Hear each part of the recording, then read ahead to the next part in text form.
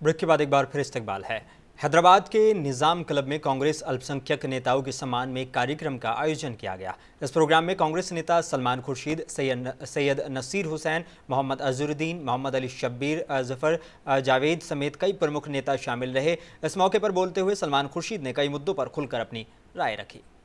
तो आज जो एक नई बात शुरू हुई है बेसिक स्ट्रक्चर वाली, इससे खतरनाक कोई बात हो नहीं सकती। इसका मतलब ये है कि जिस जमीन पर आपके पैर हैं उस जमीन को कोई हटाने जा रहा है और फिर कहेगा आप खड़े होकर दिखाओ। कैसे खड़े हो पाएंगे?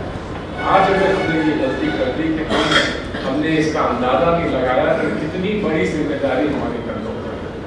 बार बार मैं ये कहता हूँ, अगर मैं ये कहूँ कि आपके कंधों पर जिम्मेदारी, हम सब के कंधों पर जिम्मेदारी है, तो इसका मतलब आपके कोई हुकूक नहीं। आपकी जिम्मेदारी ये है कि आप अपने हुकूक बचा के रखें और अपने हुकूक बचाने में इस मुल्क को बचा लें, ये आपकी जिम्मेदारी बनती है। और मैं समझता हूँ कि हिंदुस्तान की तकसीम के बाद इतनी बड़ी जिम्मेदारी मुसलमानों पर कभी नहीं आई। दूसरे समझे ना समझे अपनी जिम्मेदारी, लेकिन एक नहीं, हजारों